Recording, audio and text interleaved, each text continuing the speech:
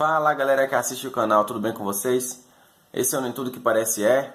Estamos de volta depois de um tempo de interrupção, desta vez acredito que em definitivo.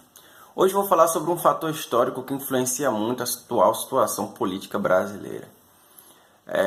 Vou citar algumas situações e vocês mesmos vão tirar a sua própria análise. Primeiro vou mostrar um fator histórico. Se você voltar um pouco no tempo, lá em 1889, em 15 de novembro, de 1989, a proclamação da República, o primeiro presidente do Brasil, o Marechal Deodoro da Fonseca. Pois é, o primeiro presidente do Brasil foi um representante das Forças Armadas. Você vai entender onde eu quero chegar. Porém, para ele assumir o poder, houve um golpe de Estado.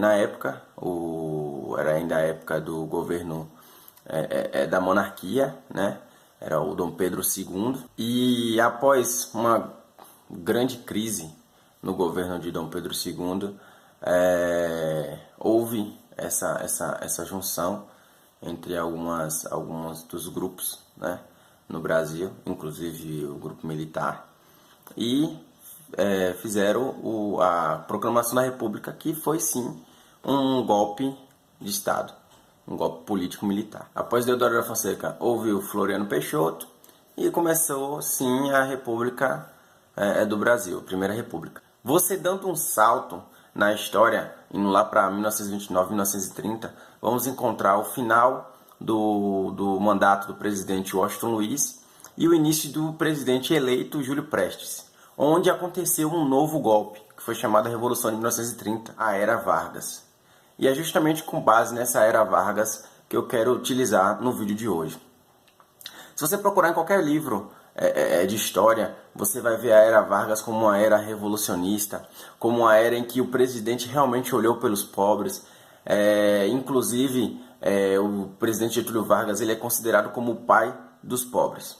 Não estou fazendo comparação nenhuma com nenhum ex-presidente atual, mas é de fácil percepção o que eu vou te falar.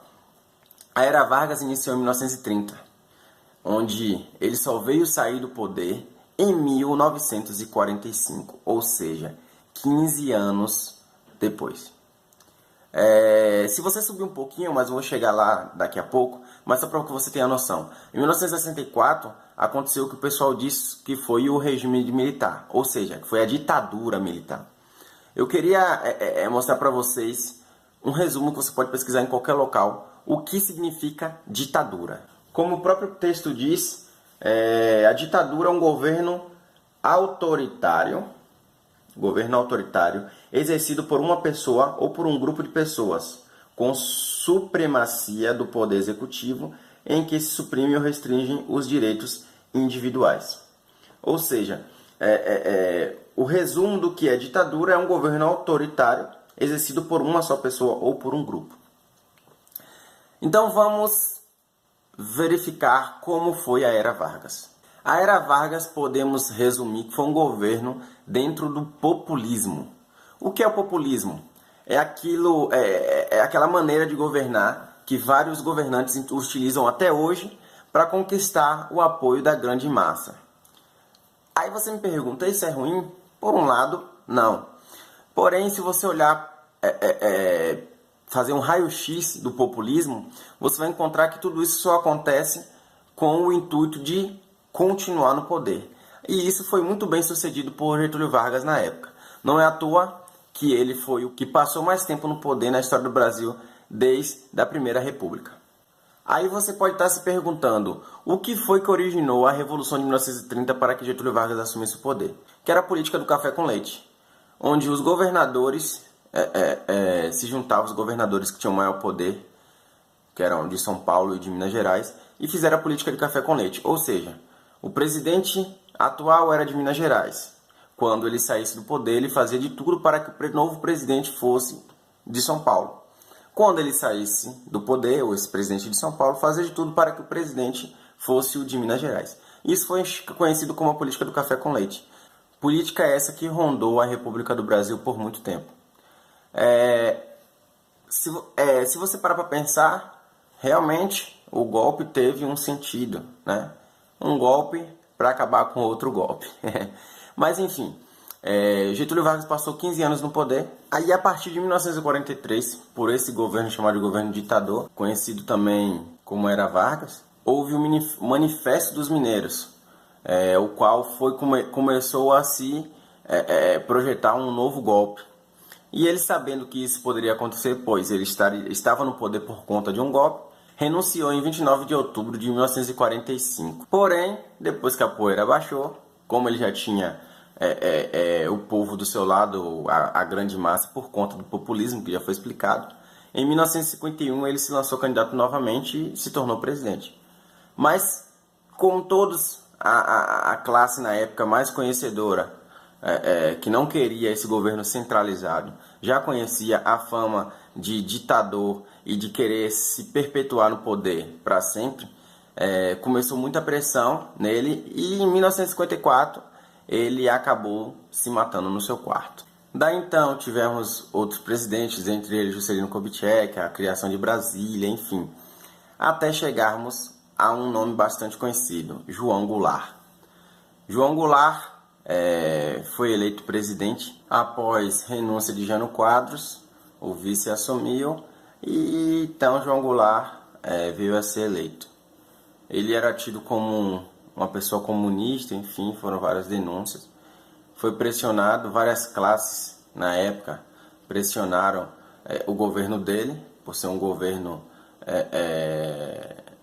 onde muitos acusavam ele de comunismo, enfim, de ele ser comunista.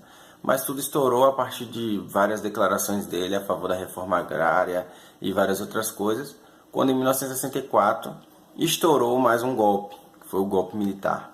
Só que aí vem um detalhe que eu vou fazer a comparação do que é ditadura e o que é golpe, a diferença na história do Brasil. Pois bem, na época do golpe militar, que durou 20 anos, houve 5 presidentes.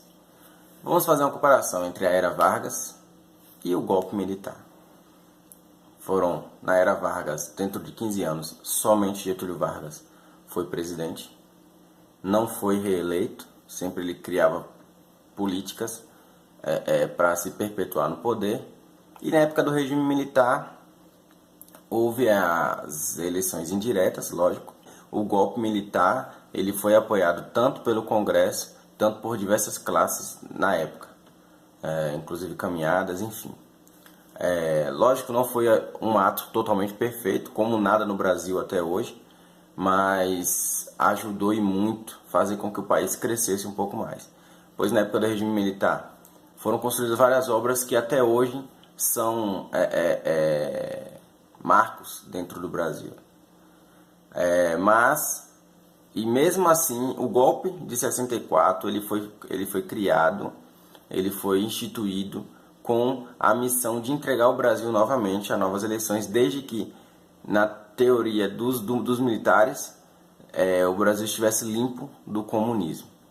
E ele realmente foi entregue. Em 1935, quando Tancredo Neves foi eleito, porém morreu antes de assumir a presidência, e aí tivemos José Sarney, tivemos Fernando Collor, onde aconteceu outro golpe. Daí tivemos Itamar Franco, tivemos Fernando Henrique Cardoso, Luiz Inácio Lula da Silva, Dilma Rousseff, onde tivemos outro golpe.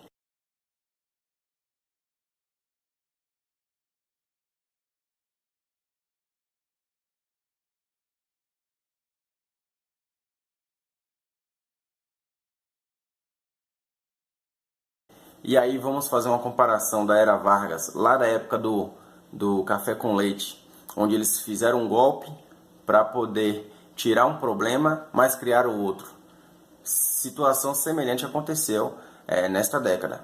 Tiraram Dilma, tiraram um problema, colocaram o outro, Michel Temer. Então, o que está acontecendo hoje, o resumo que eu quero passar para vocês, que eu quero que vocês reflitam dentro da história, é que o que está acontecendo hoje no país é um fator histórico que vem desde os primórdios. Se eu voltar um pouco no tempo, não dá tempo, porque eu não quero fazer um vídeo tão longo, mas se você voltar um pouco no tempo, na era da monarquia também acontecia isso, era golpe em cima de golpe. Nunca houve um presidente que realmente estava para favorecer pobre, para favorecer a classe trabalhadora. Por mais que ele demonstrasse isso, sempre era com um intuito por trás, ou de se perpetuar no poder, ou de enriquecimento. Até mesmo Juscelino Kubitschek, na época que criou Brasília, que foi um projeto fantástico, houve diversos escândalos de corrupção entre empreiteiras para fazer a construção, onde tirou uma cidade do nada, criou do nada uma nova cidade, uma cidade revolucionista.